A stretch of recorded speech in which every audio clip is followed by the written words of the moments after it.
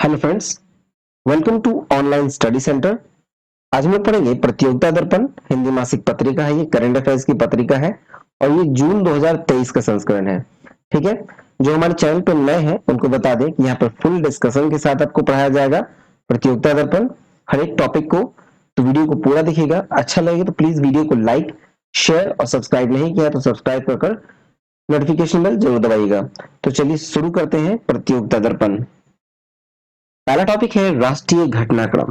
तो राष्ट्रीय घटनाक्रम में पहला टॉपिक है कि असम में हिंसा की समाप्ति के लिए केंद्र, राज्य सरकार और दिमासा नेशनल लिबरेशन आर्मी के बीच त्रिपक्षीय समझौता। दिमासा नेशनल लिबरेशन आर्मी जो है वो एक असम में कहा जाता है एक सक्रिय उग्रवादी संगठन है। ठीक है, डीएनएलए, जिसको दिमासा पीपुल्स सुप्रीम काउंसिल ने केंद्र और राज्य सरकार के साथ पूर्वोत्तर को उग्रवाद मुक्त करने की दिशा में एक त्रिपक्षीय समझौता पर हस्ताक्षर किया गया। कब किया गया? तो ये 27 अप्रैल 2023 को किया गया। नई दिल्ली में इसका सिग्नेचर हुआ, हस्ताक्षर हुआ इस समझौते पर, जहां पर केंद्रीय गृह मंत्री अमित शाह और असम के मुख्यमंत्री हेमंत बिस्वा शर्मा की उपस्थिति में डीएनएलए मतलब कि दिमासा नेशनल लिबरेशन आर्मी के प्रतिनिधि जो थे वो हिंसा छोड़ने, हथियारों और गोला बारूद सहित आत्मसमर्पण करने, अपने शस्त्र संगठन को भंग करने तथा मुख्य धारा में शामिल होने के लिए सहमति व्यक्त की है। ठीक है, देखा जाए तो दिमासा नेशनल लिबरेशन आर्मी जो है वो एक विद्रोही समूह है जो कि मुख्यतः असम में दीमा हसाओ जिले में सक्रिय है। ठीक है, कहां पे है? तो असम में दीमा हसाओ जिले में। ठीक है, आगे है कि समझौते पर हस्ताक्षर के पश्चात गृह मंत्री अमित शाह ने कहा कि इस समझौते के साथ ही असम में हिंसा में लिप्त जो सभी संगठन थे अब उसका अंत हो गया। राज्य में अब एक भी उग्रवादी समूह नहीं बचा है। और राज्य सरकार ने कहा कि जो आत्मसमर्पण करने वाले कैडर हैं वह अन्य दिमासा लोगों के कल्याण के लिए दिमासा कल्याण परिषद की स्थापना करेगी और जो उनकी राजनीतिक, आर्थिक और शैक्षिक आकांक्षाओं को पूरा करने की दिशा में कार्य करेगी। दिमासा लोगों के सर्वांगीण विकास के लिए केंद्र और राज्य सरकार अगले 5 वर्षों में 5-500 करोड़ रुपए का विशेष पैकेज भी से प्रदान करेगी। ठीक है, चलिए नेक्स्ट टॉपिक देखें। नेक्स्ट टॉपिक है असम व अरुणाचल प्रदेश के बीच सीमा समझौता संपन्न। तो देखा जाए तो 20 अप्रैल 2023 को जो पूर्वोत्तर के दो राज्य हैं असम और अरुणाचल प्रदेश, उन्होंने अपने सीमा विवाद को समाप्त किया और एक समझौता ज्ञापन पर हस्ताक्षर किया, मतलब एमओयू पर हस्ताक्षर किया। एमओयू कह रहे हैं मतलब कि मेमोरेंडम ऑफ अंडरस्टैंडिंग पे हस्ताक्षर किया। और इन दोनों राज्यों के बीच लगभग 700 किलोमीटर से भी अधिक सीमा को लेकर विवाद था और ये बहुत लंबे समय से बना हुआ था। फिर असम के मुख्यमंत्री श्री हेमंत बिस्वा शर्मा और अरुणाचल प्रदेश के जो मुख्यमंत्री हैं श्री पेमा खांडू और गृह मंत्री अमित शाह की उपस्थिति में नई दिल्ली में इस टकराव को समाप्त करते हुए समझौता ज्ञापन पर हस्ताक्षर किए गए। अमित शाह ने कहा कि अरुणाचल प्रदेश और असम के बीच जो अंतरराज्यीय सीमा विवाद है वो 1972 से है और उसको अभी तक सुलझाया नहीं जा सका था। और इस विवाद के सिलसिले में लोकल कमीशन की रिपोर्ट 1972 को सरकार से लेकर कोर्ट तक विवादित बनी रही थी। ठीक है, और कहा जाए तो कोर्ट तक विवादित बनी रही और उस रिपोर्ट को ही मतलब एक तरह से दोनों राज्यों की सरकार ने स्वीकार कर लिया था। ठीक है, और इस विवाद को निपटने के लिए क्षेत्रीय समिति बनाई गई, आम लोगों से बात की गई और इस प्रयास में सभी को शामिल करने का प्रयास किया गया। फिर देखा जाए तो सीमा से सटे जो 123 गांव के निवासी थे उनकी आकांक्षाओं को ध्यान में रखा गया इसमें। ठीक है, चलिए अब नेक्स्ट टॉपिक देखें। नेक्स्ट टॉपिक है आम आदमी पार्टी को अब राष्ट्रीय स्तर की पार्टी का दर्जा और राष्ट्रवादी कांग्रेस पार्टी, तृणमूल कांग्रेस और भाकपा को यह दर्जा छीना गया। तो देखा जाए तो 10 अप्रैल 2023 को दिल्ली, गोवा, पंजाब और गुजरात में आम आदमी पार्टी यानी आप कुछ चुनावी प्रदर्शन को देखते हुए इसे अब राष्ट्रीय स्तरीय पार्टी का दर्जा दिया गया। किसके द्वारा? तो चुनाव आयोग के द्वारा। ठीक है, देखिए अब जो ये है आम आदमी पार्टी वो एक राष्ट्रीय स्तर का मतलब कहा जाए तो पार्टी बन गया है। ठीक है, और साथ ही तृणमूल कांग्रेस जो था, तृणमूल कांग्रेस, भारतीय कम्युनिस्ट पार्टी यानी सीपीआई, राष्ट्रीय राष्ट्रवादी कांग्रेस पार्टी यानी एनसीपी का राष्ट्रीय पार्टी होने का जो दर्जा था उसे वापस ले लिया गया। अब राष्ट्रीय स्तर के जो राजनीतिक दलों की संख्या है वो कुल 6 है, मतलब कुल 6 पार्टियां हैं जो राष्ट्रीय स्तर की हैं। ठीक है, इसमें कौन कौन है? तो इसमें है बीजेपी यानी भारतीय जनता पार्टी, फिर सीपीएम यानी कि कांग्रेस मार्क्सवादी communist party, Bahujan Samaj party यानी बीएसपी, नेशनलिस्ट पीपुल्स पार्टी यानी एनपीपी और आम आदमी पार्टी। ये 6 पार्टी जो है अब राष्ट्रीय स्तर की राजनीतिक दल पार्टी है। ठीक है, और देखा जाए तो राष्ट्रीय दल के रूप में जो मान्यता दी जाती है उसकी कुछ आवश्यक शर्तें हैं, जैसे कि संबंधित दल को कम से कम 4 राज्यों में मान्यता प्राप्त हो। ठीक है, और या फिर पिछले लोकसभा अथवा विधानसभा चुनाव में कम से कम 4 राज्यों में कुल पड़े वैध मतों के 6% या अधिक मत प्राप्त हो, तथा लोकसभा में इसके कम से कम 4 सांसद हों, या फिर 3 अथवा अधिक राज्यों की लोकसभा में कम से कम 2% सीटें इसे प्राप्त हों। राज्य स्तरीय दल के लिए आवश्यक दशाएं राज्य विधानसभा के पिछले चुनाव में वैध मतों से कम 6% मत प्राप्त हुए हों, तथा पार्टी के कम से कम 2 विधायक हों, या फिर लोकसभा के पिछले चुनाव में राज्य के वैध मतों में कम से कम 6% मत प्राप्त हो तथा पार्टी का कम से कम 1 सांसद हो, और साथ में विगत विधानसभा लोकसभा चुनाव में राज्य में कुल वैध मतों का 8% मत प्राप्त हुआ हो, या फिर राज्य में लोकसभा के प्रत्येक 25 सीटों या उसके अंश में से कम 1 सीट उसे प्राप्त हो।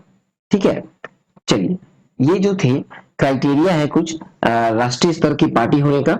ठीक है, और अभी राष्ट्रीय स्तर की पार्टी कितनी है? 6 है। चलिए नेक्स्ट देखते हैं। नेक्स्ट देखा जाए तो भारत में बाघ की संख्या अब 3167। पांचवें चक्र की गणना रिपोर्ट। तो देखा जाए तो भारत में बाघ संरक्षण के लिए चलाए जा रहे जो प्रोजेक्ट टाइगर है उसके 50 वर्ष इस वर्ष 2023 में पूरे हुए हैं। ठीक है, टाइगर प्रोजेक्ट का, प्रोजेक्ट टाइगर का जो 50 वर्ष पूरा कब हुआ? तो वर्ष 2023 में हुआ। भारत में बाघ संरक्षण के लिए चलाया गया था प्रोजेक्ट टाइगर। देखा जाए तो 9 अप्रैल 2023 को मैसूर विश्वविद्यालय में विशेष कार्यक्रम प्रोजेक्ट टाइगर के 50 वर्ष पूर्ण होने के उपलक्ष्य में स्मरणोत्सव कार्यक्रम आयोजित किया गया, मतलब commemoration of 50 years of project tiger. ठीक है, देखा जाए तो प्रधानमंत्री मोदी ने इसका उद्घाटन करते हुए कहा कि अखिल भारतीय बाघ अनुमान का जो 5वां चक्र है उसका सारांश रिपोर्ट जारी किया गया। किसके द्वारा? तो प्रधानमंत्री नरेंद्र मोदी के द्वारा। और इस गणना में देश में बाघों की कुल संख्या जो है वह 3167, जबकि 2018 के चौथे चक्र में यह 2967 थी। ठीक है, बढ़ गया है, पहले 2967 थी और इस बार कितने हो गए? तो 3167। अब देखा जाए 2018 से 22 की, मतलब ये 4 वर्षों की अवधि में देश में बाघों की संख्या जो है उसमें 200 की वृद्धि हुई है, लगभग 6.97% की वृद्धि हुई है। ठीक है, संख्या में 200 और प्रतिशत में 6.97% की वृद्धि हुई है बाघों की संख्या में 4 सालों में।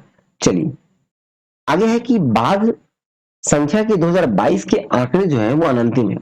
जो प्रोजेक्ट टाइगर के 50 वर्ष पूर्ण होने के तथा अंतरराष्ट्रीय इंटरनेशनल बिग कैट अलायंस जो आईबीसीए है उसके शुभारंभ के अवसर पर जारी किए गए। ठीक है, ये सिर्फ अनंतिम आंकड़े हैं, अभी पूरी तरह से कंप्लीट आंकड़ा नहीं है इस वर्ष का।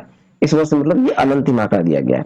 फिर देखा जाए तो 1 अप्रैल 1973 को जब देश में प्रोजेक्ट टाइगर शुरू किया गया था तो देश में बाघों की कुल संख्या थी 263। ठीक है, और जबकि देश में बाघ अभ्यारण्य यानी जो टाइगर रिजर्व है उसकी संख्या थी 9, और वर्तमान में बाघ अभ्यारण्य की संख्या हो गई है 53 और बाघों की कुल संख्या हो गई है 3167।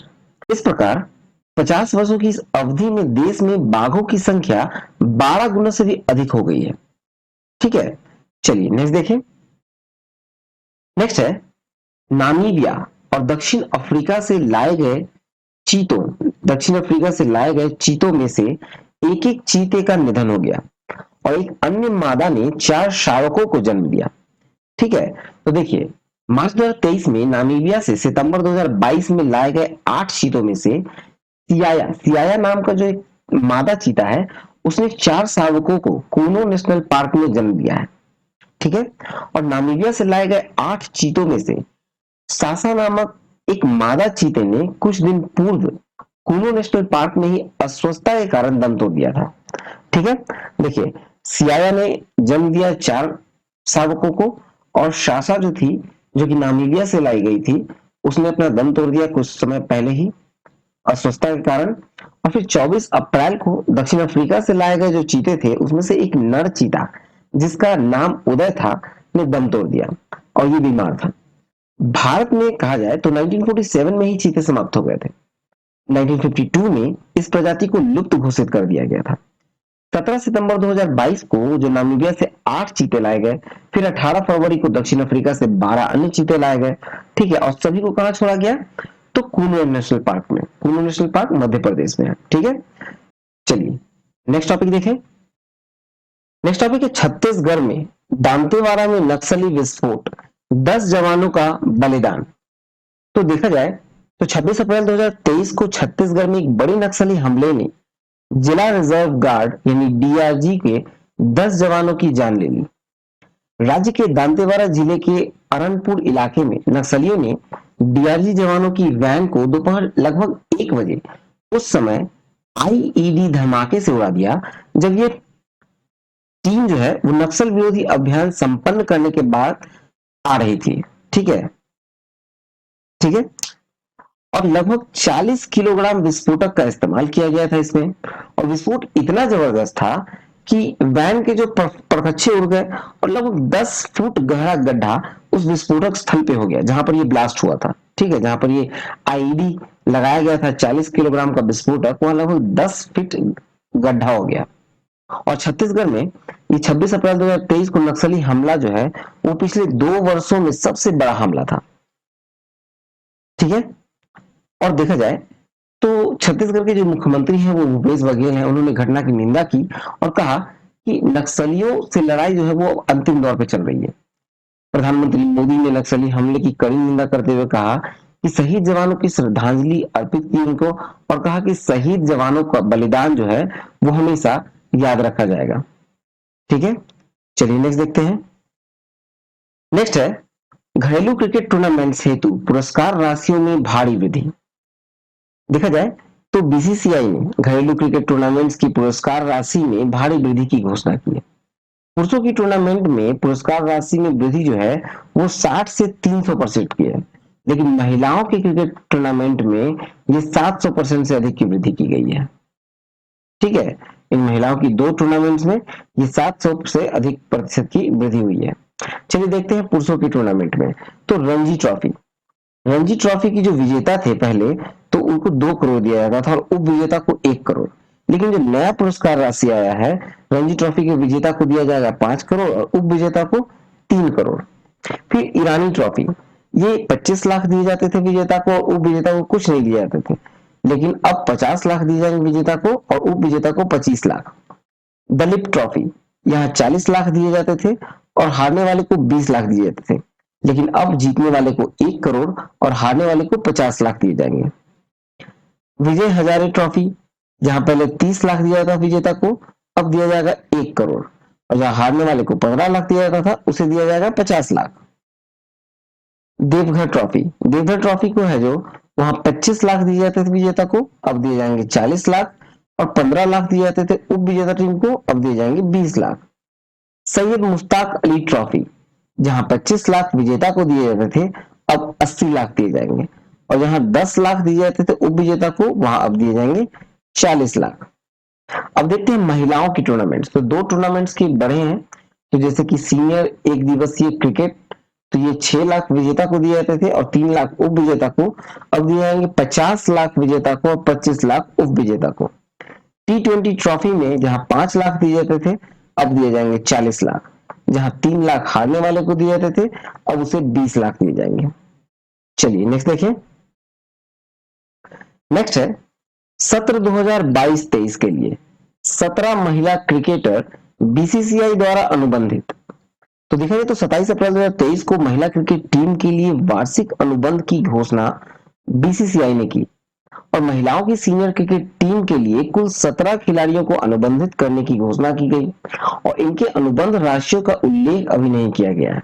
ठीक है, देखिए इन्हें 3 श्रेणी में बांटा गया है। जो महिला क्रिकेटर हैं बीसीसीआई द्वारा अनुबंधित 17 महिला क्रिकेटर्स, उन्हें 3 श्रेणी में बांटा गया है।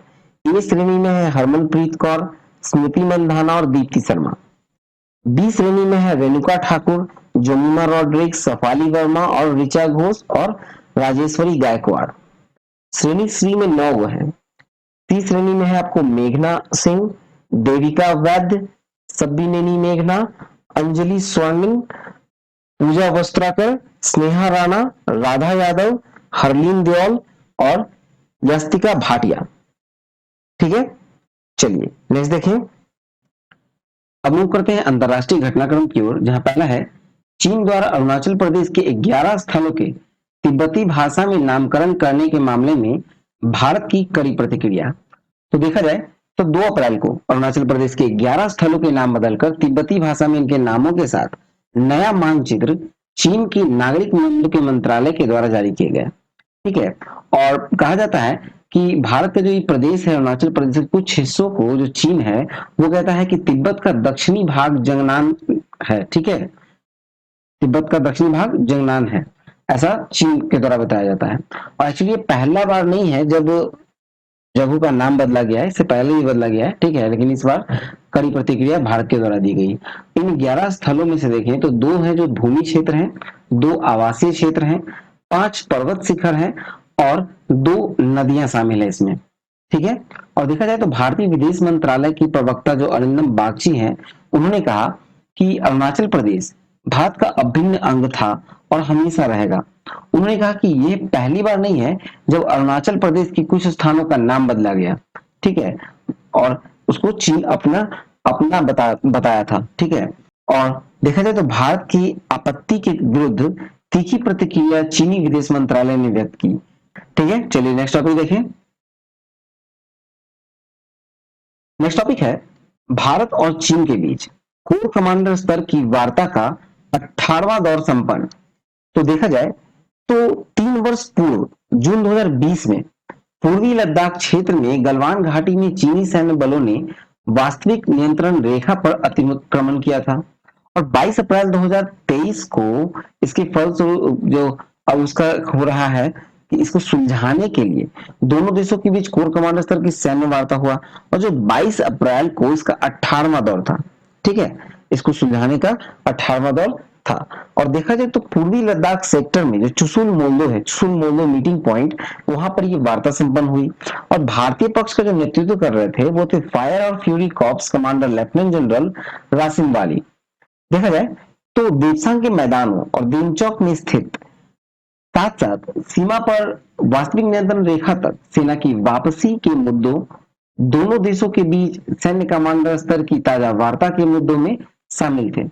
और देखा जाए तो इन वार्ताओं के बाद भी इन मुद्दों का कोई प्रभावी निर्णय लेने के बजाय सीमा पर शांति बनाए रखने के लिए संपर्क में रहने तथा सैन्य राजनीतिक चैनलों के माध्यम से बातचीत बनाए रखने तथा इन मुद्दों के स्वीकार्य समाधान तक बातचीत का सिलसिला जारी रखने पर सहमत हुई। 17वां दौर का जो वार्ता था वो 4 महीने पूर्व हुआ था, 20 दिसंबर 2022 को। वो भी कहां हुआ था? तो चुशुल मोल्दो में ही संपन्न हुआ था।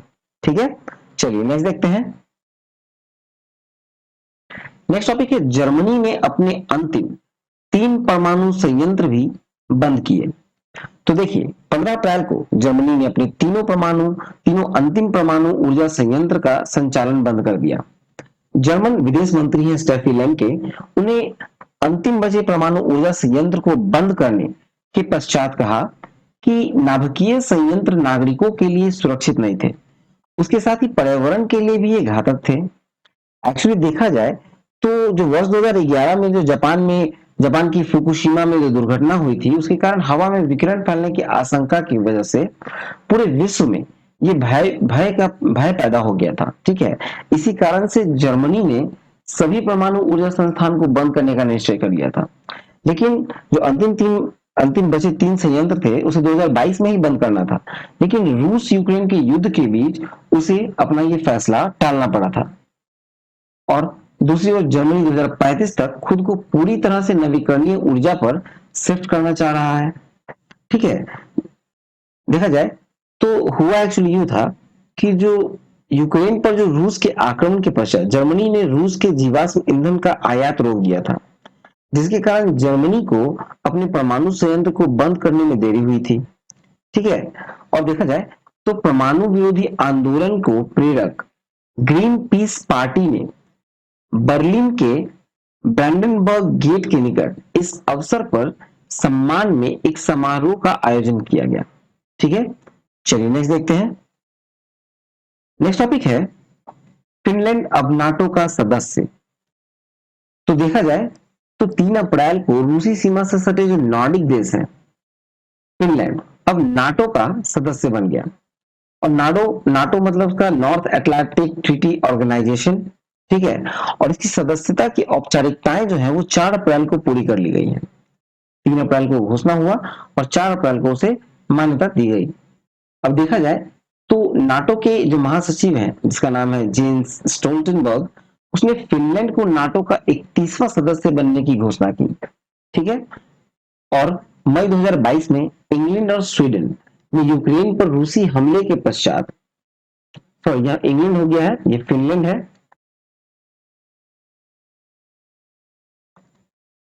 ठीक है, मई 2022 में फिनलैंड और स्वीडन ने यूक्रेन पर रूसी हमले के पश्चात सुरक्षात्मक रवैया अपनाते हुए नाटो की सदस्यता हेतु आवेदन किया था। ठीक है, फिनलैंड की 1300 किलोमीटर की सीमा जो है वो रूस से सटा है। इस कारण से रूस इन देशों के नाटो की सदस्यता के पक्ष में नहीं था। नाटो के सदस्य देशों में तुर्की और हंगरी को छोड़कर से सभी देश जो थे वो इन दो नॉर्डिक देशों को आवेदन को स्वागत किया था। और काफी जद्दोजहद के पश्चात ये दोनों देश फिनलैंड को सदस्य बनाने के लिए अंततः सहमत हो गए। ठीक है, और नाटो में किसी देश के नए सदस्य के रूप में शामिल करने के लिए यह जरूरी है कि संगठन के किसी भी सदस्य को इस पर आपत्ति ना हो। ठीक है, लेकिन यहाँ आपत्ति था तो फिर भी से मना लिया गया। और अब जो है स्वीडन के मामले में भी तुर्की और हंगरी की आपत्तियां जो है उसको दूर करने का प्रयास अमेरिका और नाटो के अन्य सदस्यों के द्वारा किया जा रहा है। चलिए नेक्स्ट देखते हैं। नेक्स्ट है भूटान नरेश जिग्मे खेसर नामग्याल वांगचुक की भारत यात्रा। तो देखा जाए तो 3 से 5 अप्रैल 2023 को भूटान नरेश जिग्मे खेसर नामग्याल वांगचुक ने भारत की आधिकारिक यात्रा की। उनके साथ शिष्टमंडल के विदेश मामलों के विदेश व्यापार मंत्री के अतिरिक्त भूटान सरकार के वरिष्ठ अधिकारियों का दल शामिल था। 4 अप्रैल को सबसे पहले राष्ट्रीय सुरक्षा सलाहकार अजीत डोभाल के साथ सीमा संबंधी मुद्दों पर उनकी विस्तृत बातचीत हुई थी। और प्रधानमंत्री मोदी के साथ मेहमान नरेश की वार्ता में भारत भूटान व चीन की सीमा पर स्थित डोकलाम का मुद्दा भी उठा था। द्विपक्षीय संबंधों से जुड़े विभिन्न मुद्दों पर वार्ता बैठक में हुई। और अगले वर्ष शुरू होने वाले जो भूटान की 13वीं पंचवर्षीय योजना के लिए अपेक्षाकृत अधिक वित्तीय सहायता उपलब्ध कराने, उसकी कृषि निर्यात में वृद्धि के लिए सुविधा का विस्तार करने तथा भूटान और भारत के बीच सीधा रेल संपर्क यानी कोकराझार से गेलेफू तक स्थापित करने की सहमति भारत ने दी है। ठीक है, और व्यापार, निवेश एवं संपर्क के क्षेत्र में सहयोग संवर्धन के लिए रेल मार्ग के अतिरिक्त सड़क, वायु और अंतरदेशीय जलमार्ग के रास्ते संपर्क सुविधा का विकास हेतु सहमति भारत ने की है। देखा जाए तो वहां जयगांव के निकट दोनों देशों की सीमा पर पहला इंटीग्रेटेड चेक पोस्ट बनाने पर भी सहमति हुई है। और राष्ट्रपति श्रीमती द्रौपदी मुर्मू ने राष्ट्रपति भवन में भूटान नरेश का स्वागत काफी अच्छे तरीके से किया। ठीक है, चलिए नेक्स्ट देखिए। नेक्स्ट टॉपिक है गृह युद्ध की आग में झुलसा सूडान। तो देखा जाए तो पिछले 4 वर्षों में 2 बार सैन्य तख्ता पलट झेल चुका है अफ्रीकी देश सूडान और अब भीषण गृह युद्ध में झुलस रहा है। 2 बार सैन्य तख्ता पलट हुआ और अब गृह युद्ध चल रहे हैं। तो देखा जाए तो 15 अप्रैल को शुरू हुआ यह विद्रोह में एक और सत्तारूढ़ नेता अब्देल फतह अल बुरहान के नेतृत्व वाली सूडान की सशस्त्र सेना है और दूसरी ओर अर्धसैनिक बल यानी आरएसएफ रैपिड सपोर्ट फोर्स के जिसका नेतृत्व मोहम्मद हमदान दागोला हेमदती कर रहे हैं। ठीक है, देखा जाए तो विद्रोह से पहले दोनों एक साथ थे, मतलब हेमदती और अब्देल फतेह अल बुरहान एक साथ थे, सत्ता की साझेदारी कर रहे थे, लेकिन दोनों के बीच मतभेद हो गया और दोनों के बीच मतभेद होने की वजह से अब सूडान में गृह युद्ध ने जन्म ले लिया है। ठीक है, देखा जाए तो अप्रैल के अंत तक इस संघर्ष में 400 से अधिक लोगों की जानें जा चुकी थी और हजारों लोग सूडान से पलायन कर चुके थे। ठीक है, और वहां पर जो भारतीय थे, सूडान में जो भारतीय थे उसकी संख्या लगभग 3000 थी और जिनकी सुरक्षा तथा वहां से सुरक्षित निकासी के लिए संयुक्त राष्ट्र संघ के साथ साथ पड़ोसी देश सऊदी अरब का मदद भी भारत ने लिया। ठीक है, और इसके लिए भारत के द्वारा ऑपरेशन कावेरी संचालित किया गया था। ठीक है, ऑपरेशन कावेरी चलाया गया था सूडान से भारतीयों को निकालने के लिए। ठीक है, चलिए आगे देखें तो ऑपरेशन कावेरी के तहत बड़ी संख्या में भारतीयों को सूडानी पोर्ट से जेद्दा सऊदी अरब में है वहां लाया गया और वहां से भारतीय वायुसेना के विमानों के द्वारा उन्हें भारत लाया गया। देखा जाए तो अप्रैल 2023 के अंत तक 7 जत्थों में 2185 भारतीयों को सूडान से भारत लाया जा चुका था। चलिए नेक्स्ट देखते हैं। नेक्स्ट है संघाई सहयोग संगठन के रक्षा मंत्रियों की बैठक नई दिल्ली में संपन्न। तो देखा जाए तो 28 अप्रैल को संघाई सहयोग संगठन के रक्षा मंत्रियों की बैठक हुई नई दिल्ली में और देखा जाए तो भारतीय रक्षा मंत्री राजनाथ सिंह की अध्यक्षता में संपन्न हुई थी और इस बैठक में संगठन के सदस्यों में चीन, रूस, कजाकिस्तान, किर्गिस्तान, ताजिकिस्तान और उज्बेकिस्तान के अतिरिक्त 2 पर्यवेक्षक देशों में बेलारूस और ईरान के रक्षा मंत्रियों ने भी भाग लिया था। ठीक है, पर्यवेक्षक के रूप में 2 देश थे जिसमें बेलारूस और ईरान थे और इस बैठक में क्षेत्रीय सुरक्षा की स्थिति पर विचार विमर्श हुआ। आतंकवाद और उग्रवाद के मामले में प्रभावी नियंत्रण के लिए संगठन के सदस्य देशों के आपसी सहयोग पर चर्चा हुई और भारतीय रक्षा मंत्री राजनाथ सिंह ने अपने संबोधन के शुरू में ही एससीओ देशों की सांस्कृतिक व सहभागिता संबंधों का उल्लेख करते हुए कहा कि इन पुरातन संबंधों के चलते हम आर्थिक व सांस्कृतिक रूप से विकसित हुए हैं और बदलते समय के साथ इन संबंधों को और मजबूत करने के लिए काम करने का आह्वान उन्होंने किया है। फिर देखा जाए तो खाद्य संकट का उल्लेख में कहा कि आज विश्व का बड़ा हिस्सा खाद्य संकट से जूझ रहा है और एकीकृत योजना के तहत खाद्य सुरक्षा सुनिश्चित करने का अनुरोध उन्होंने सदस्य राष्ट्रों से किया। फिर कहा जाए तो चीन के रक्षा मंत्री जो जनरल ली सांगफू है और भारत के रक्षा मंत्री राजनाथ सिंह के बीच वार्ता हुई। राजनाथ सिंह ने कहा कि वास्तविक नियंत्रण रेखा के सीमा मुद्दों को मौजूदा द्विपक्षीय समझौता और प्रतिबद्धता के रूप में ही समझाने की आवश्यकता है। ठीक है, और चीनी रक्षा मंत्री के अतिरिक्त रूस, Uzbekistan, Kazakhstan, Tajikistan, Kyrgyzstan, Iran और बेलारूस के रक्षा मंत्रियों के साथ द्विपक्षीय संबंधों पर अलग अलग वार्ताएं भारतीय रक्षा मंत्री की हुई। ठीक है, चलिए नेक्स्ट देखें। अब आते हैं आर्थिक वाणिज्यिक परिदृश्य पे। ठीक है, आर्थिक वाणिज्यिक परिदृश्य में पहला है दिसंबर 2022 के अंत में भारत पर विदेशी ऋण भार, वित्त मंत्रालय की ताजा आंकड़े। तो देखा जाए तो दिसंबर 2022 के अंत में भारत में वित्त मंत्रालय द्वारा जो ताजा आंकड़े जारी किए गए हैं भारत पर कुल विदेशी ऋण के, तो वो है 613.1 अरब डॉलर। ठीक है, 613.1 अरब डॉलर।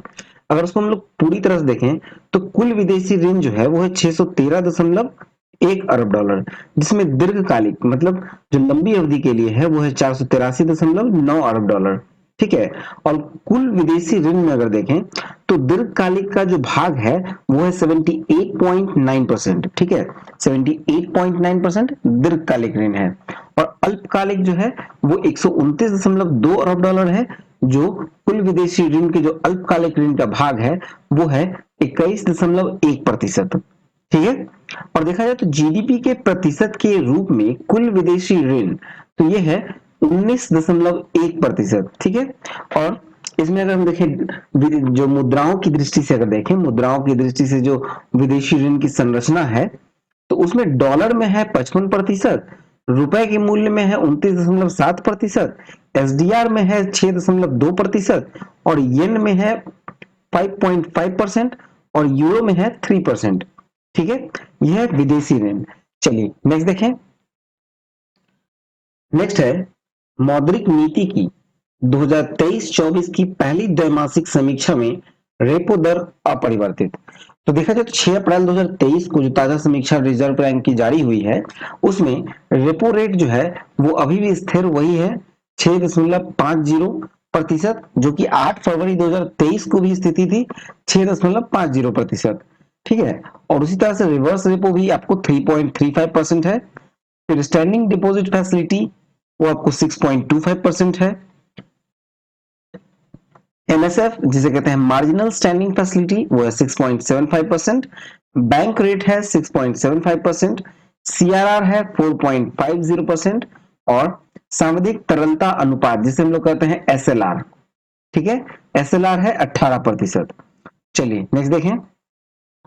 नेक्स्ट है कि 2022-23 में भारत के वस्तुगत निर्यातों में 6% की वृद्धि और आयातों में वृद्धि जो है वो 16% से अधिक है। ठीक है, वस्तुगत निर्यात में 6% की वृद्धि हुई है और आयातों में वृद्धि जो है वो 16% से अधिक है।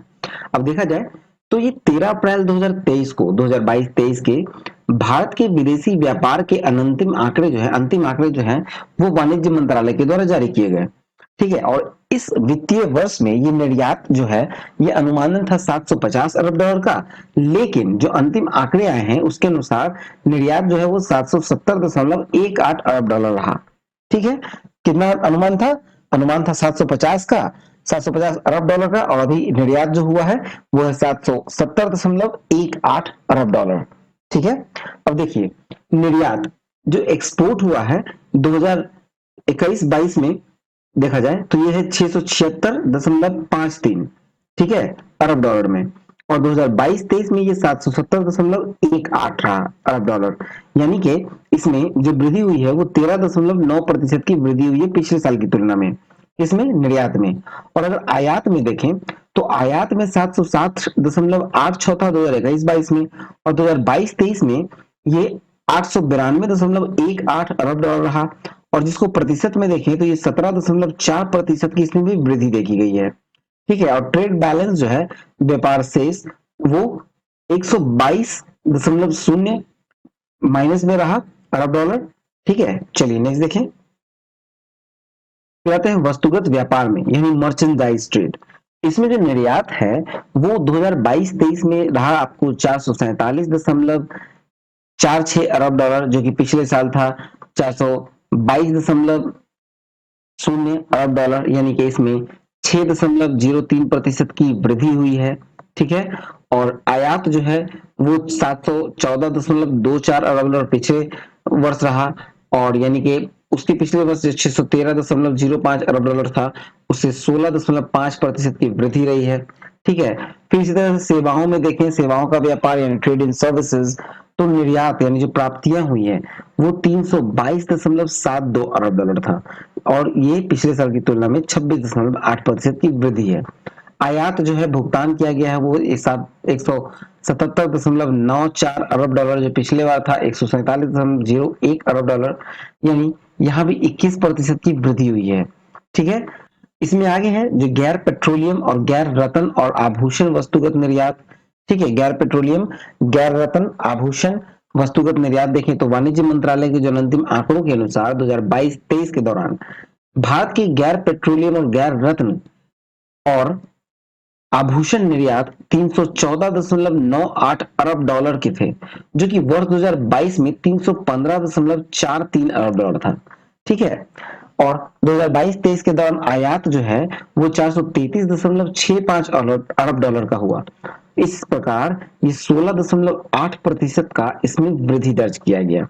ठीक है, चलिए नेक्स्ट देखते हैं। नेक्स्ट है कि मार्च 2023 के अंत में आरबीआई के पास 578 अरब डॉलर की आरक्षित विदेशी मुद्रा कोष। तो देखा जाए तो रिजर्व बैंक के 7 अप्रैल 2023 की ताजा आंकड़ों के अनुसार 31 मार्च 2023 को सप्ताह जो अंत हुआ, सप्ताह खत्म हुआ, समाप्त सप्ताह में मतलब मार्च 2023 के अंतिम सप्ताह में ये कोष जो था वो 578.449 अरब डॉलर था, जो कि पूर्व वर्ष की समान अवधि की तुलना में 28.860 अरब डॉलर कम था। ठीक है, यहाँ देखिए, तो जो कुल विदेशी मुद्रा कोष है वो 578.449 अरब डॉलर है। ठीक है, 31 मार्च की स्थिति है। ठीक है, और वही 30 दिसंबर की स्थिति देखें तो ये था 562.851 अरब डॉलर, यानी यहाँ पर 28.860 अरब डॉलर की कमी आई है। ठीक है, ये कुल विदेशी मुद्रा कोष है। ठीक, इसमें आपको फॉरेन करेंसी एसेट्स के बारे में है, गोल्ड है, एसडीआर है और ट्रैंक आईएमएफ है। ठीक है, चलिए नेक्स्ट देखते हैं। नेक्स्ट है अमेरिका, भारत का सबसे बड़ा व्यापारिक भागीदार, चीन का दूसरा स्थान। तो देखा जाए तो वित्तीय वर्ष 2022-23 में अमेरिका जो है वो भारत का सबसे बड़ा व्यापारिक भागीदार बना हुआ है, और चीन का स्थान कहाँ रहा, तो ये दूसरा रहा। देखा जाए तो वाणिज्य मंत्रालय के जो अंतिम आंकड़े आए हैं, जिसमें भारत के साथ जो द्विपक्षीय व्यापार दिखाया गया है 2022-23 का, उसमें अमेरिका अमेरिका के साथ 7.65% की वृद्धि दिखाई गई है, तुलना में वृद्धि दिखाई गई है। ठीक है, और जो कि 2022-23 में अरब डॉलर जो था 128.55 अरब डॉलर, और उससे पहले 119.5 अरब डॉलर का रहा था, इसलिए यहाँ पर वृद्धि हुई है 7.65% की। चीन का दूसरा स्थान रहा, जहां चीन 115.42 अरब डॉलर था 2021-22 में, 2022-23 में यह रह गया 113.83, लेकिन फिर भी ये घाटा में होते हुए भी सेकंड स्थान पर है। ठीक है, एक 1.5% का घाटा हुआ, लेकिन ये भी सेकंड स्थान पर है। चलिए नेक्स्ट देखते हैं। नेक्स्ट है महिलाओं के लिए नई बचत योजना, महिला सम्मान बचत पत्र। तो देखा जाए तो 1 अप्रैल 2023 को वित्त मंत्रालय ने इस योजना के लिए गजट नोटिफिकेशन जारी करते हुए इस योजना को शुरुआत किया, और इस बचत योजना को महिला सम्मान बचत पत्र, ठीक है, महिला सम्मान सेविंग सर्टिफिकेट नाम दिया गया। तो इस बचत पत्र योजना का जो विशेषताओं के बारे में अगर हम लोग देखें तो इसकी जो विशेषता है उसमें है कि इस योजना के तहत केवल महिलाएं अथवा नाबालिग लड़कियों के नाम से अभिभावक डाकघर अथवा किसी अधिकृत बैंक में खाता खोल सकते हैं। ठीक है, नाबालिग लड़कियों या महिलाओं, ठीक है, इसमें खोल सकते हैं बैंक खाता। कहां पे, तो अभिभावक डाकघर अथवा किसी अधिकृत बैंक में लड़कियों के नाम से खोल सकते हैं, और यह निवेश जो है वो 2 वर्ष की नियत अवधि के लिए ही किया जा सकता है। विशेष निर्दिष्ट परिस्थितियों में परिपक्वता जो है उससे पहले धन की निकासी संभव है। देखा जाए इस योजना में न्यूनतम 1,000 और अधिकतम 2 लाख जमा किए जा सकते हैं। जमा राशि पर 7.5% की वार्षिक दर से ब्याज दर होगी, और जो कि तिमाही आधार पर खाते में जमा की जाएगी। यह योजना केवल 2 वर्ष के लिए यानी 31 मार्च 2025 तक ही लागू की जाएगी। ठीक है, लागू की गई है। चलिए नेक्स्ट देखते हैं। नेक्स्ट है कि देश में रक्षा निर्यात अब तक के उच्चतम स्तर पर। ठीक है, रक्षा के जो निर्यात है वो अभी तक के उच्चतम स्तर पर है। तो देखिए वित्तीय वर्ष 2022-23 में देश की रक्षा निर्यात जो है वो 15,920 करोड़ के रहे, जो कि इनका अब तक का सर्वोच्च स्तर है। रक्षा मंत्रालय के आंकड़ों के अनुसार विगत 6 वर्ष में भारत के रक्षा निर्यात निम्नलिखित अनुसार रहे हैं। देखा जाए ये 6 वर्षों का आंकड़ा दिया गया है। ठीक है, जिसमें 2022-23 में 15,920 करोड़ का है, 21-22 में 12,814 करोड़, 20-21 में 8,434 करोड़, 19-20 में 9,115 करोड़, इस तरह से है। ठीक है, चलिए नेक्स्ट देखें। नेक्स्ट टॉपिक है भारत के लिए लॉजिस्टिक निष्पादन इंडेक्स में सुधार। तो देखा जाए तो 23 अप्रैल को विभिन्न देशों में लॉजिस्टिक की स्थिति के आकलन संबंधी विश्व बैंक की 2023 की वर्ष 2023 की जो लॉजिस्टिक परफॉर्मेंस इंडेक्स रिपोर्ट है उसे जारी की गई, और इस सूचकांक में कुल 139 देश शामिल हैं, जिसमें सूचकांक में भारत का स्थान जो है वो 38वां है। स्कोर कितना आया, तो ये आया 3.4। ठीक है, 38वें स्थान पर है भारत। देखा जाए तो लॉजिस्टिक के मामले में कि बेहतर प्रदर्शन के लिए मोदी सरकार ने 2021 में प्रधानमंत्री गति शक्ति पहल की घोषणा की थी। ठीक है। और वर्ष 2022 में राष्ट्रीय लॉजिस्टिक नीति घोषित की गई थी, जिसका उद्देश्य था परिवहन संबंधी चुनौतियों को समाप्त करना, उत्पादित सामानों को उसके गंतव्य तक तेजी से पहुंचाना तथा विनिर्माण क्षेत्र के लिए समय पर धन की बचत करना। ठीक है। और देखा जाए तो विश्व बैंक रिपोर्ट में कहा गया है कि आधुनिकीकरण और डिजिटलीकरण के कारण भारत का प्रदर्शन जो है वो बेहतर हुआ है। ठीक है। इसमें आगे देखें तो जो लॉजिस्टिक निष्पादन सूचकांक 2023 है, उसमें कुछ प्रमुख देशों की रैंकिंग देखें तो पहले स्थान पे आता है सिंगापुर, जिसका स्कोर है 4.3। फिनलैंड दूसरे स्थान पे है 4.2 के साथ। डेनमार्क 4.1 के साथ तीसरे स्थान पे है। और जर्मनी भी उसके साथ तीसरे स्थान पर है। नीदरलैंड भी तीसरे स्थान पर है और स्विट्जरलैंड भी तीसरे स्थान पर है। इन सब का स्कोर जो है 4.1, 4.1 और 4.1 है। ठीक है। इसी तरह से देखें तो सबसे आखिरी स्थान पर आता है लीबिया, 1.9 अंक दिया गया है। अफगानिस्तान 138 के साथ साझा कर रहे हैं सेम रैंकिंग, इसका भी 1.9 है। सोमालिया उससे ऊपर 137वें स्थान पर है, जिसको 2 स्कोर है। ठीक है। आगे है कि भारत और उसके पड़ोसी देशों की रैंकिंग देखें तो भारत का स्थान तो हम लोग जानते हैं 38वां स्थान है 3.4 स्कोर के साथ। चीन इससे ऊपर 19वें स्थान पर है 3.7 के साथ। श्रीलंका 73वें स्थान पे है। बांग्लादेश 88वें स्थान पे और भूटान 97वें स्थान पे। उस तरह अन्य प्रमुख राष्ट्रों के बारे में देखें तो 13वें स्थान पे फ्रांस है, जिसका स्कोर है 3.9। फिर आपको जापान 13वें स्थान पे है साथ में फ्रांस के। 17वें स्थान पे है अमेरिका। 19वें स्थान पे ब्रिटेन और 30वें स्थान पे सऊदी अरब और 88वें स्थान पे रूस है। ठीक है। चलिए नेक्स्ट देखते हैं। नेक्स्ट टॉपिक है कोची में देश की पहली वाटर मेट्रो सेवा का शुभारंभ।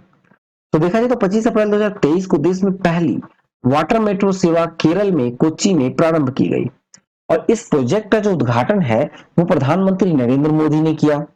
समुद्र जल पर तैरती हुई वाटर मेट्रो कोची और उसके आसपास के 10 द्वीपों को बैटरी संचालित वाटर मेट्रो से जोड़ने वाली है। ठीक है। और देखा जाए तो समुद्री जल पर तैरती हुई जो वाटर मेट्रो है कोची के आसपास वो 10 द्वीपों को बैटरी से संचालित में जोड़ेगी और प्रत्येक मेट्रो में 50 से 100 यात्री, ठीक है, एक साथ यात्रा कर सकेंगे। कितने? तो 50 से 100 यात्री। और इस 26 अप्रैल 2023 से पहले चरण में यह सेवा जो है वो 4 टर्मिनल हाईकोर्ट वाइपिन तथा व्याटिला ककनार के बीच शुरू कर दी गई है। ठीक है। और इसका जो यात्रा का जो न्यूनतम किराया होगा वो 20 रुपए होगा और मैक्सिमम कितना होगा तो 40 रुपए होगा।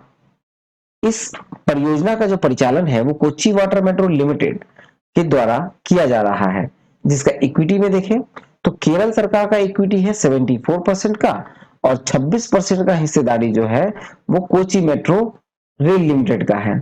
ठीक है। चलिए नेक्स्ट देखते हैं। नेक्स्ट है विश्व में अरबपतियों की संख्या लगातार तीसरे वर्ष घटी जबकि भारत में संख्या बढ़ी है। ये फोर्ब्स का आकलन है। ठीक है। फोर्ब्स का आकलन है। तो देखिए तो अप्रैल 2023 में अमेरिका की जो वाणिज्यिक पत्रिका है फोर्ब्स, उसके द्वारा विश्व के अरबपतियों की 37वीं वार्षिक सूची जारी की गई। ठीक है। और इसमें देखें तो विश्व की जो अरबपतियों की कुल संख्या है वो 2640।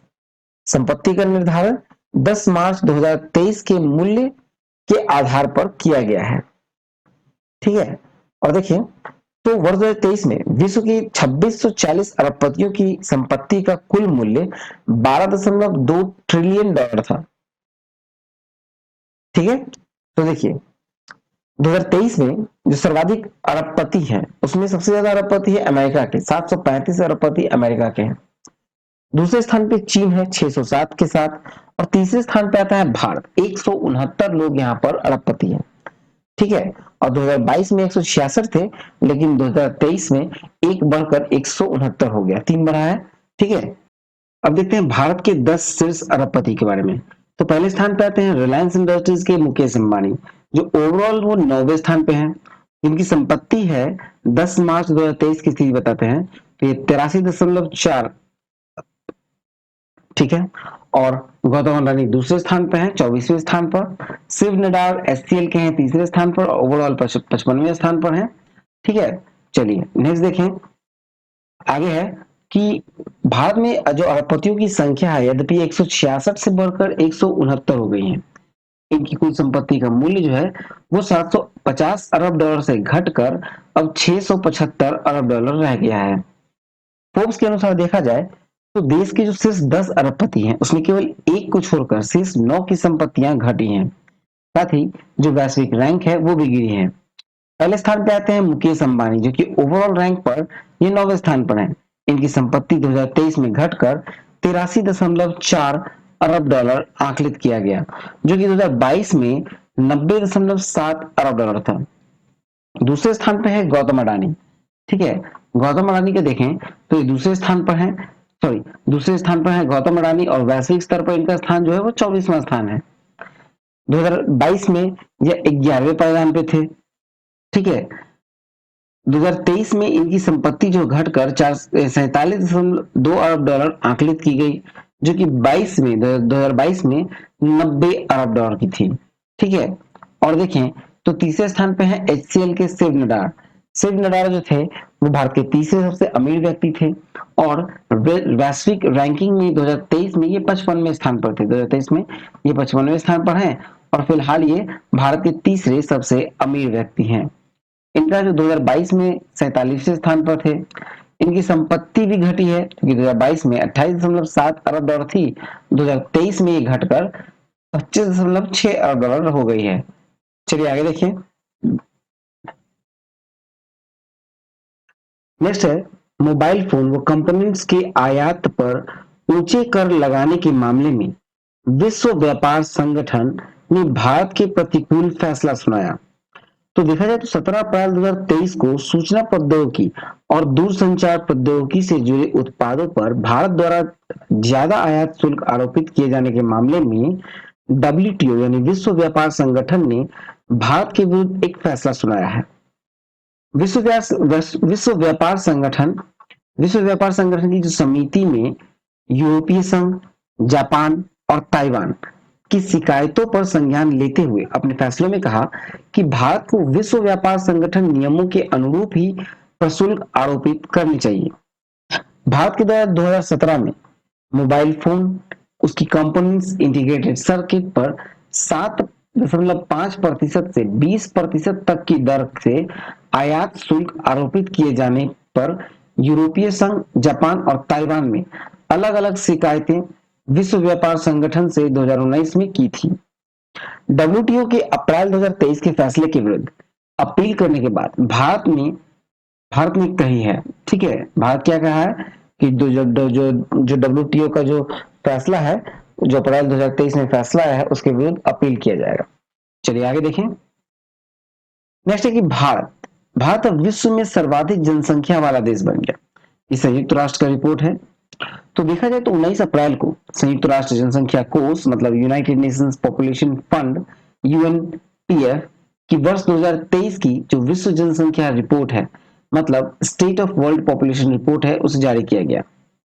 और रिपोर्ट में बताया गया कि भारत 2023 की मध्य वर्षीय जनसंख्या 142.86 करोड़ हो गई है, और जो कि चीन की जनसंख्या 142.57 करोड़ बताई गई है। कब?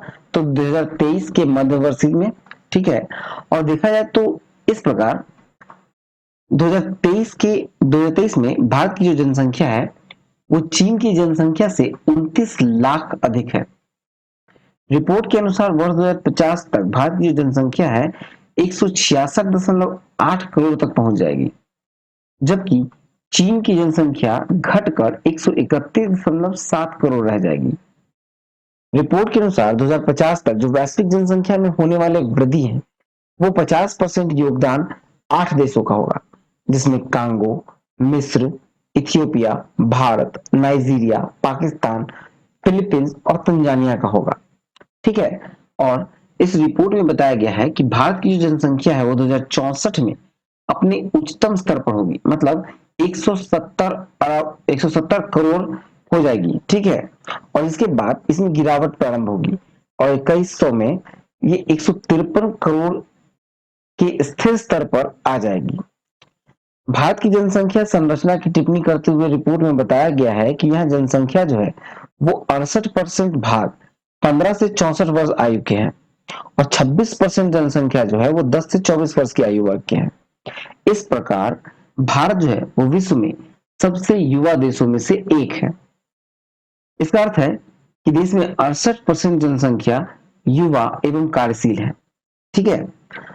इसके डेमोग्राफिक डिविडेंड की बात अब की जाने लगी है। चलिए नेक्स्ट देखें। नेक्स्ट टॉपिक है विश्व बैंक, एशियाई विकास बैंक और आईएमएफ ने भारत में वृद्धि दर के पूर्वानुमान घटाए हैं। तो देखा जाए तो विश्व बैंक अंतर्राष्ट्रीय मुद्रा कोष जो है और वाशिंगटन में अप्रैल 2023 में जो संपन्न संयुक्त बैठक थी उसके पूर्व जारी बैंकों की जो south Asia economic focus report जारी की गई। और इसमें देखा जाए तो विश्व बैंक ने अक्टूबर 2022 में जो अनुमान लगाया था जीडीपी के पूर्वानुमान भारत के, तो वो 7% अनुमान लगाया था, लेकिन अप्रैल 2023 में पूर्वानुमान ये 6.3% रहा। आईएमएफ का जो 6.1% था अक्टूबर 2022 में पूर्वानुमान, वो अब 5.9% रह गया है, ठीक है, जीडीपी का पूर्वानुमान भारत का। एशियन डेवलपमेंट बैंक यानी एडीपी जो 7.2% अनुमान लगाया था अक्टूबर 2022 में, वो अप्रैल 2023 में पूर्वानुमान 6.4% हो गया घटकर, ठीक है। चलिए नेक्स्ट देखें। अब आते हैं नियुक्तियों की ओर। नियुक्ति में पहला है उद्योग व्यापार जगत के संगठन एसोचैम, एसोचैम के नए अध्यक्ष नियुक्त। तो देखा जाए तो अजय सिंह जो एसोचैम के नए अध्यक्ष बने हैं, वो पहले स्पाइस जेट के चेयरमैन सह प्रबंधक निदेशक हैं और बॉक्सिंग फेडरेशन ऑफ इंडिया के अध्यक्ष और अंतरराष्ट्रीय बॉक्सिंग एसोसिएशन के उपाध्यक्ष भी हैं, ठीक है।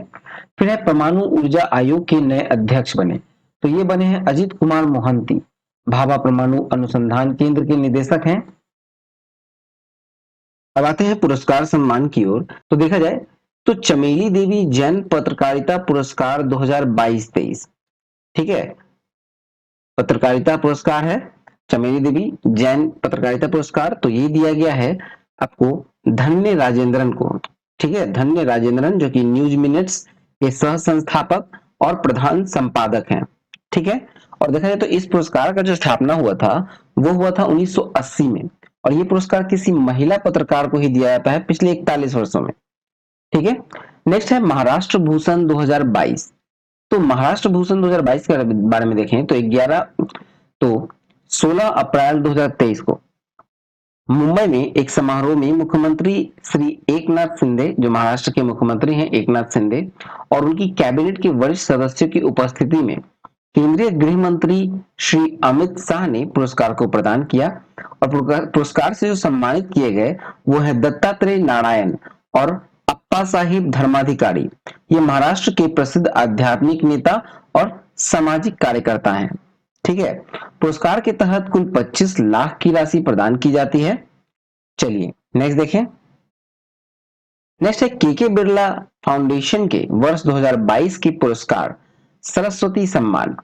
तो देखा जाए तो 15 मार्च 2023 को के बिरला फाउंडेशन के साहित्य के क्षेत्र का वर्ष 2022 का 32वां सर्वोच्च सरस्वती सम्मान प्रदान करने की घोषणा की गई, ठीक है। साहित्य क्षेत्र का वर्ष 2022 का जो 32वां सर्वोच्च सरस्वती सम्मान है उसे प्रदान करने की घोषणा की गई है के बिरला फाउंडेशन के द्वारा 15 मार्च को। जो विजेता है वो है शिव शंकरी, शिव शंकरी जो कि तमिल भाषा के प्रसिद्ध साहित्यकार हैं, ठीक है। और ये पुरस्कार उन्हें वर्ष 2019 में प्रकाशित उनके संस्मरण सूर्य वामसम के लिए प्रदान किया गया है। पुरस्कार के तहत 15 लाख रुपए की राशि, प्रशस्ति पत्र और सरस्वती की प्रतिमा प्रदान की जाती है। देखा जाए तो के बिरला फाउंडेशन के जो साहित्य के क्षेत्र का ये पुरस्कार है वो संविधान की 8वीं अनुसूची में शामिल किसी भाषा में विगत 10 वर्षों में प्रकाशित किसी उत्कृष्ट रचना के लिए दिया जाता है, ठीक है।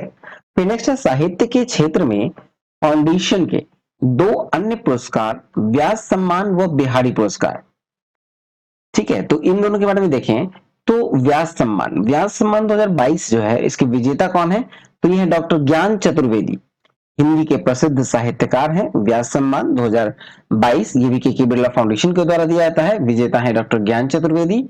ये पुरस्कार उनके वर्ष 2018 में जो प्रकाशित उपन्यास थी, जिसका नाम था पागल खाना, उसके लिए दिया गया। ठीक है, पागल खाना के लिए दिया गया।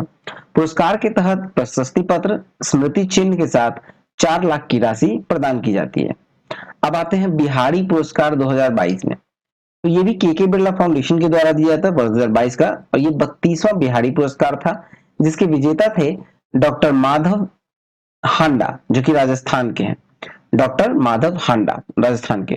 देखिए, ये राजस्थान के ही जो किसी भी साहित्यकार को जो दिया जाता है पिछले 10 वर्षों में, ये हिंदी अथवा राजस्थानी में प्रकाशित किसी उत्कृष्ट रचना के लिए दिया जाता है, और वो किसी राजस्थान के ही किसी साहित्यकार को दिया जाता है। ठीक है, और ये जो दिया गया है डॉक्टर माधव हांडा को, जो कि राजस्थान के हैं। ठीक है, वर्ष 2022 में इनके प्रकाशित उनकी साहित्य है आलोचना कृति पचरंग चोला पहाड़ सखीरे। ठीक है, इसके लिए दिया गया है। चलिए नेक्स्ट देखें। अब आते हैं हम लोग विजडन के leading cricketer of the year की ओर। तो देखा जाए तो पुरुषों में leading cricketer of the year 2022 जो जीता है, वो है Ben Stokes. Ben Stokes England के हैं। ठीक है, और महिला में leading cricketer of the year 2022 जो है, वो है बेथ मुनी। बेथ मुनी कहाँ की है? तो ये ऑस्ट्रेलिया की है। फिर leading T20 cricketer of the world Wisden में नामित किया गया है सूर्य कुमार यादव को। भारत के सूर्य कुमार यादव को नामित किया गया है। देखा जाए तो विजडन के वर्ष 2022 के जो 5 क्रिकेटरों में शामिल हैं, उसमें एक हरमनप्रीत कौर भी है। भारत की हरमनप्रीत कौर महिला क्रिकेटर है। ठीक है, और पहली बार भारत की किसी महिला क्रिकेटर को विजडन के 5 क्रिकेटरों में शामिल किया गया। फिर दूसरा है टॉम ब्लेंडल। टॉम ब्लेंडल जो है वो न्यूजीलैंड के हैं। फिर है बेन फॉक्स, जो कि इंग्लैंड के हैं। फिर है डेरिल मिशेल, ये है न्यूजीलैंड के। और पांचवा है Matthew Potts. Matthew Potts England के हैं। ठीक है, चलिए आगे देखें। अब नेक्स्ट है भारतीय मूल के अमेरिकी सांख्यिकीविद को अंतरराष्ट्रीय पुरस्कार। तो देखा जाए तो अप्रैल 2023 में जो भारतीय मूल के अमेरिकी सांख्यिकीविद हैं और गणितज्ञ हैं professor C R Rao, professor C R Rao को अंतरराष्ट्रीय शांति पुरस्कार से सम्मानित करने की घोषणा की गई है। ठीक है, देखा जाए तो ये पुरस्कार 2 वर्ष में एक बार दिया जाता है, और जो पुरस्कार की राशि है वो है $80,000। सांख्यिकी के क्षेत्र में इसे नोबेल पुरस्कार की तुल्य माना जाता है। चलिए नेक्स्ट देखते हैं। नेक्स्ट है फेमिना मिस इंडिया 2023। तो देखा जाए तो 15 अप्रैल 2023 को वर्ष 2023 की 59वीं फेमिना मिस इंडिया प्रतियोगिता का फाइनल दौर जो है वो मणिपुर में इंफाल में संपन्न हुआ। ठीक है, विजेता कौन चुनी गई? तो इसमें नंदनी गुप्ता चुनी गई हैं। मिस इंडिया वर्ल्ड चुनी गई हैं नंदनी गुप्ता, जो कि राजस्थान की हैं, राजस्थान के कोटा शहर की, और ये 19 वर्षीय है। इस प्रतियोगिता में 30 सुंदरियों ने इंफाल में फाइनल दौर में शामिल हुए थे। ठीक है, अब देखा जाए तो प्रथम उप विजेता जो है वो है श्रेया पूजा, 22 वर्षीय दिल्ली की है श्रेया पूजा। विजेता है नंदिनी गुप्ता, 19 वर्षीय। और उप विजेता प्रथम जो उप विजेता है वो है श्रेया पूजा, 22 वर्षीय दिल्ली की। द्वितीय उप विजेता है थौना औजम स्ट्रेला लुवांग। ठीक है, ये 21 वर्षीय है मणिपुर की। फिर नेक्स्ट है मिस इंडिया वर्ल्ड 2023 का खिताब जीतने वाली नंदनी गुप्ता मिस वर्ल्ड प्रतियोगिता में भारत की प्रतिनिधित्व करेंगी। चलिए नेक्स्ट देखते हैं। नेक्स्ट है किरण नडार।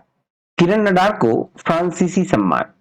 तो देखा जाए तो अप्रैल 2023 में फ्रांस के सर्वोच्च नागरिक सम्मान knight of the legion of honour से सम्मानित किया गया है किरण नडार को। ये एचसीएल के संस्थापक शिव नडार की पत्नी है। यह पुरस्कार जो है उन्हें कला के क्षेत्र में उस उत्कृष्ट योगदान तथा भारत फ्रांस सांस्कृतिक संबंधों को बढ़ावा देने में उनकी अग्रणी भूमिका के लिए दिया गया। और नई दिल्ली में एक समारोह में फ्रांस के भारत स्थित राजदूत इमैनुअल लेनेल ने उन्हें यह सम्मान प्रदान किया। चलिए नेक्स्ट देखते हैं। नेक्स्ट है फिल्म फेयर पुरस्कार 2023। तो देखा जाए तो 27 अप्रैल 2023 को वर्ष 2022 में प्रदर्शित फिल्मों के लिए 68वां वार्षिक फिल्म फेयर पुरस्कार का वितरण मुंबई में हुआ। ठीक है, कुछ प्रमुख सूचियां देखें तो सर्वश्रेष्ठ फिल्म का जो अवार्ड मिला वो मिला गंगूबाई काठियावाड़ी को। निर्देशक थे संजय लीला भंसाली। सर्वश्रेष्ठ फिल्म क्रिटिक्स चॉइस में दिया गया है बधाई दो को। सर्वश्रेष्ठ अभिनेता चुने गए हैं राजकुमार राव, बधाई दो के लिए। और सर्वश्रेष्ठ अभिनेत्री चुनी गई है आलिया भट्ट, गंगूबाई काठियावाड़ी के लिए। फिर सर्वश्रेष्ठ अभिनेता क्रिटिक्स चॉइस जो चुना गया है वो संजय मिश्रा को चुना गया है फिल्म वध के लिए। सर्वश्रेष्ठ अभिनेत्री क्रिटिक्स चॉइस ये भूमि पेडनेकर को दिया गया है बधाई दो, और तब्बू को दिया गया है भूल भुलैया 2 के लिए। चलिए नेक्स्ट देखें, तो सर्वश्रेष्ठ डेब्यू अभिनेता कौन चुने गए हैं, तो ये अंकुश गेदम, जो कि फिल्म का नाम है झुंडू। और सर्वश्रेष्ठ डेब्यू अभिनेत्री जो है वो है आंद्रिया केविचुसा, ये अनेक फिल्म से हैं, ठीक है, फिल्म का नाम है अनेक। चलिए नेक्स्ट देखें, फिर सर्वश्रेष्ठ निर्देशक जो चुने गए वो है संजय लीला भंसाली, बेस्ट डायरेक्टर।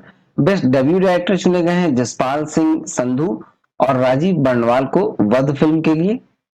सर्वश्रेष्ठ सहायक अभिनेता जो है वो है अनिल कपूर, फिल्म जुग जुग जियो के लिए। सर्वश्रेष्ठ सहायक अभिनेत्री है शीबा चड्डा, बधाई दो के लिए। और सर्वश्रेष्ठ संवाद जो है वो है प्रकाश कपाड़िया और अन्य, गंगूबाई काठियावाड़ी के लिए। ठीक है, ये पूरा लिस्ट आपको पीडीएफ में दे दिया जाएगा। तो चलिए नेक्स्ट देखते हैं। अब आते हैं विविध की ओर। विविध में है सीबीआई की हीरक जयंती यानी डायमंड जुबली ऑफ सीबीआई। देखा जाए तो 1 अप्रैल 2023 को केंद्रीय अन्वेषण ब्यूरो यानी सेंट्रल ब्यूरो ऑफ इन्वेस्टिगेशन की स्थापना के 60 वर्ष पूरे हुए, और इस उपलक्ष्य में सीबीआई हीरक जयंती समारोह 3 अप्रैल 2023 को नई दिल्ली में विज्ञान भवन में आयोजित किया गया। और इस समारोह का उद्घाटन जो है वो प्रधानमंत्री नरेंद्र मोदी ने किया। नेक्स्ट आता है ऑपरेशन कावेरी। तो देखा जाए तो गृह युद्ध से ग्रसित सूडान में फंसे जो भारतीय नागरिक थे उनको वापस स्वदेश लाने के लिए भारत सरकार के द्वारा जो अप्रैल 2023 में चलाया गया अभियान है उसका नाम है ऑपरेशन कावेरी। और यूक्रेन में फंसे भारतीय को जो भारतीय नागरिक को वापस लाया गया था उसको निकालने के लिए जो अभियान चला था वो चला था ऑपरेशन गंगा। ठीक है, चलिए नेक्स्ट देखते हैं। नेक्स्ट है कोप इंडिया। Cope India 2023। तो देखा जाए तो 10 से 24 अप्रैल को भारत व अमेरिका की वायु सेनाओं का द्विपक्षीय संयुक्त प्रशिक्षण अभ्यास कोप इंडिया पश्चिम बंगाल में कलाईकुंडा में संपन्न हुआ। जापान वायु आत्मरक्षा बल यानी Japan air self defence force ने पर्यवेक्षक के रूप में भाग लिया। और नेक्स्ट है बहुपक्षीय वायु सैनिक अभ्यास ओरियन। ओरियन में भारत की भागीदारी। तो देखा जाए तो 17 अप्रैल से 5 मई को बहुपक्षीय वायु सैनिक अभ्यास है ओरियन।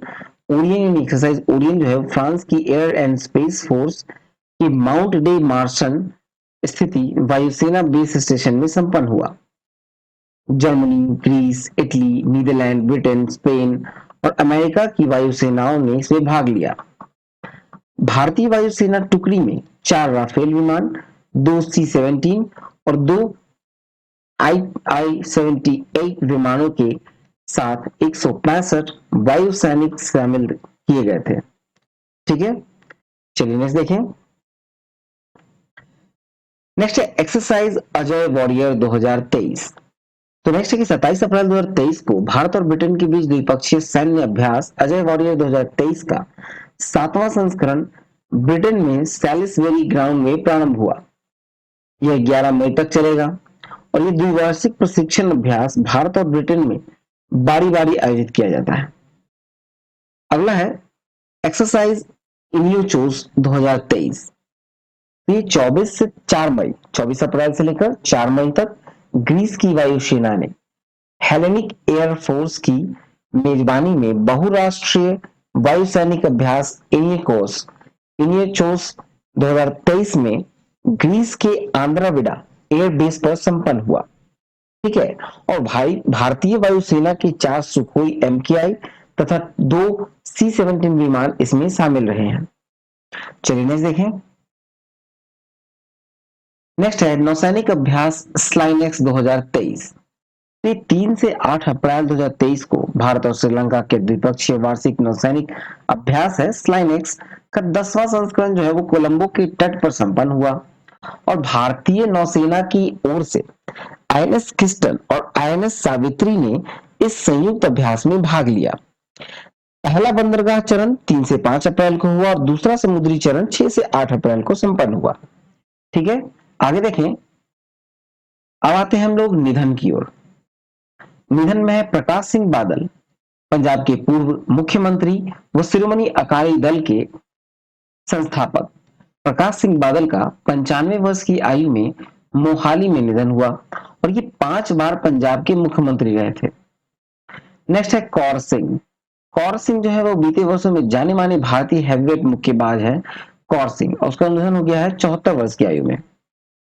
फिर नेक्स्ट है तारिक फतेह।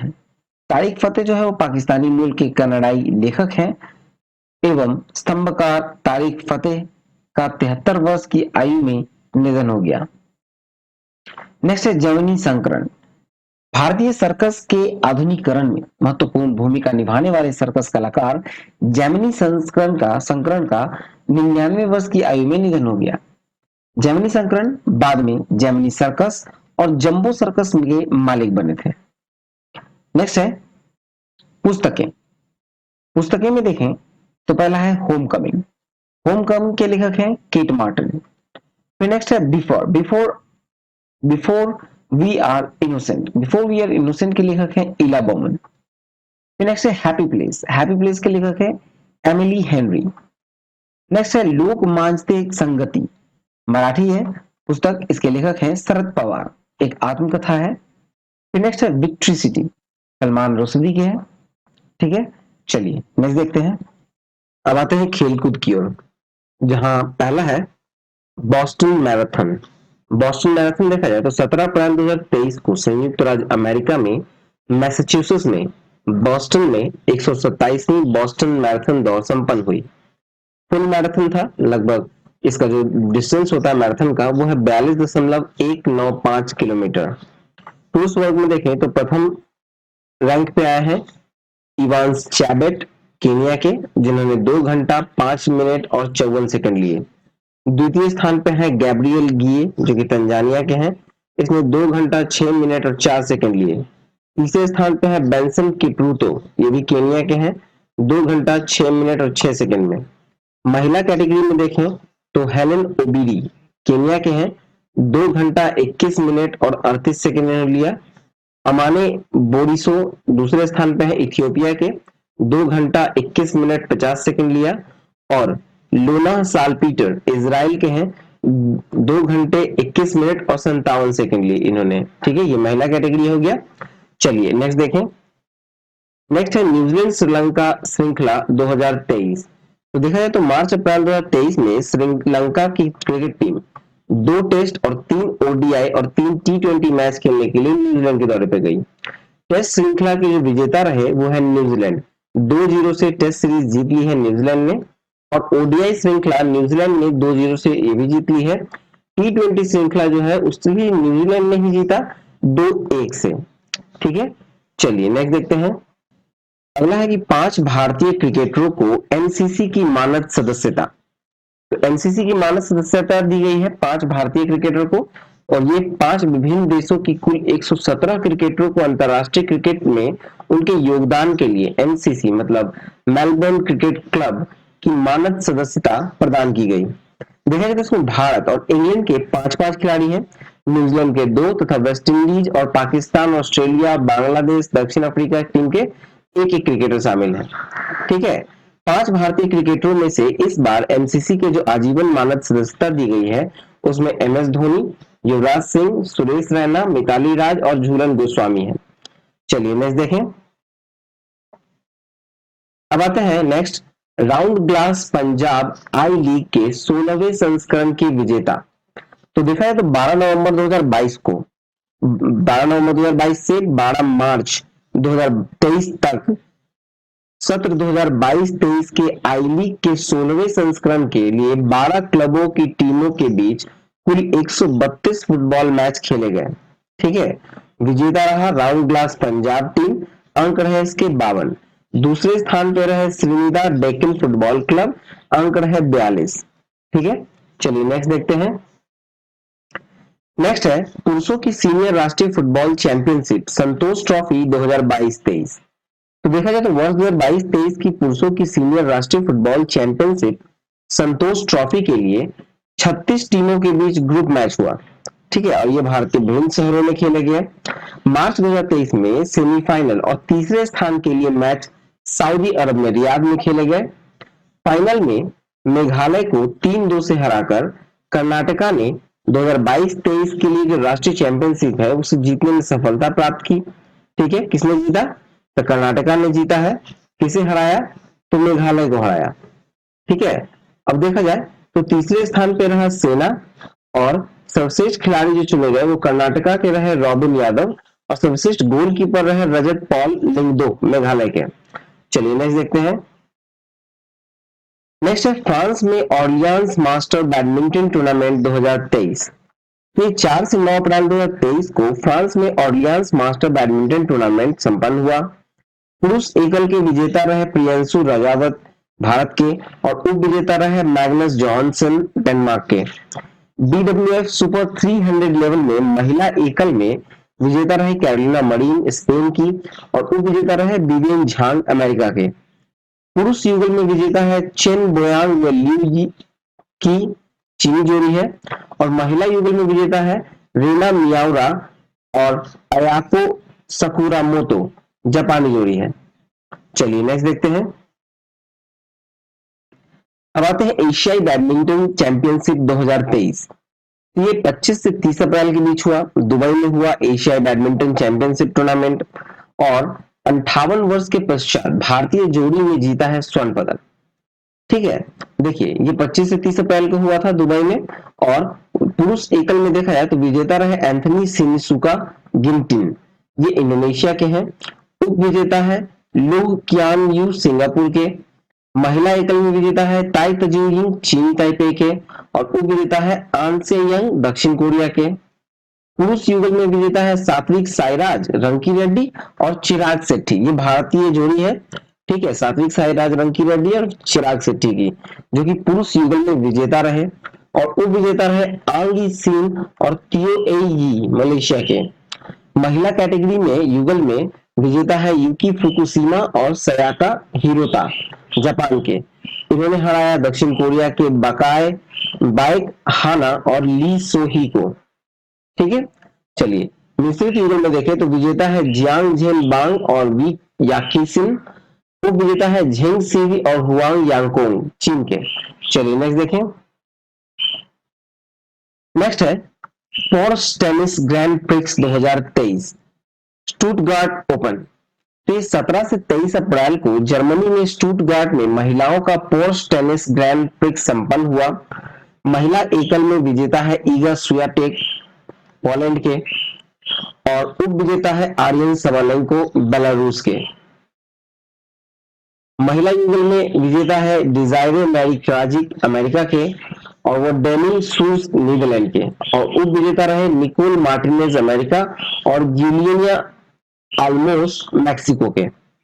चलिए नेक्स्ट देखें। नेक्स्ट है Monte Carlos masters tennis 2023। France के मोंटे कार्लो कंट्री क्लब में टूर्नामेंट खेले गए। एकल खिताब के विजेता रहे आंद्र रूबलेव रूस के। उप विजेता रहे होल्गर रयूल डेनमार्क के। युगल खिताब विजेता है इवान डोडिक क्रोएशिया के और ऑस्टिन क्राजिसेक अमेरिका के। चलिए नेक्स्ट देखें। अब आते हैं मायामी टेनिस ओपन 2023।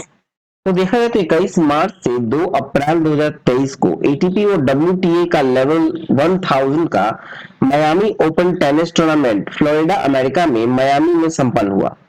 पुरुष एकल में विजेता है डैनियल मेदवेदेव रूस के और महिला एकल में विजेता है पेत्रा क्विटोवा चेक गणराज्य के। फिर पुरुष युगल खिताब विजेता जो है वो है सेंटियागो गोंजालेज मैक्सिको के और एडुआर्ड रोजर वैल्सेलिन फ्रांस के।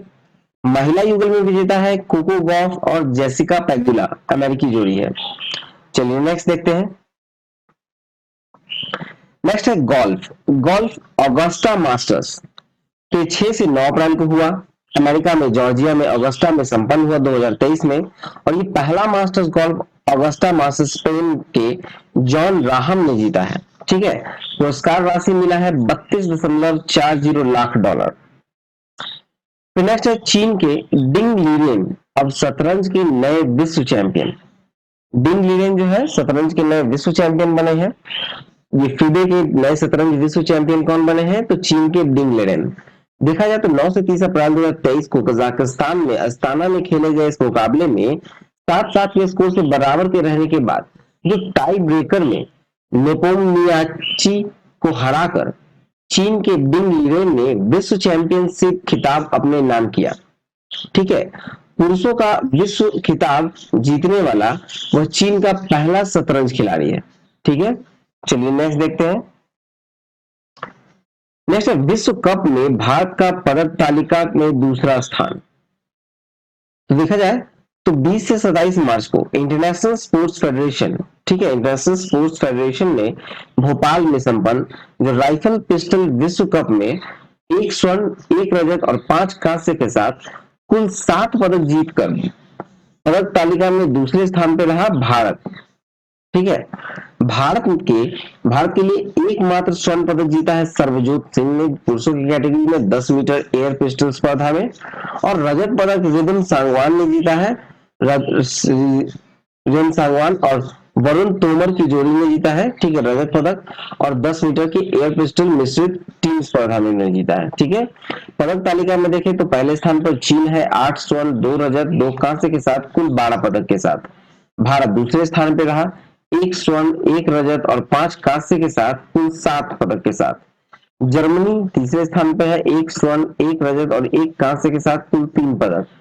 ठीक है, चलिए नेक्स्ट देखिए। तो ये था प्रतियोगिता दर्पण। प्रतियोगिता दर्पण आपको जून का एडिशन, जून 2023 का एडिशन, आई होप आपको अच्छा लगा होगा। तो प्लीज उसको लाइक कर दें, शेयर कर दें। सब्सक्राइब नहीं किया है तो प्लीज सब्सक्राइब करके नोटिफिकेशन बेल दबा दें। नेक्स्ट वीडियो आपको क्रॉनिकल का आएगा और पीडीएफ आपको अपलोड कर दिया गया है। ठीक है, पीडीएफ आपको अपलोड है, पीडीएफ डाउनलोड कर सकते हैं आप onlinestudycenter.in वेबसाइट पे जाकर। आप हमारे टेलीग्राम चैनल को जरूर सब्सक्राइब कर लें, वहां पर आपको नोटिफिकेशन प्राप्त होंगे। तो चलिए मिलते हैं अगले वीडियो में। जय हिंद, जय भारत।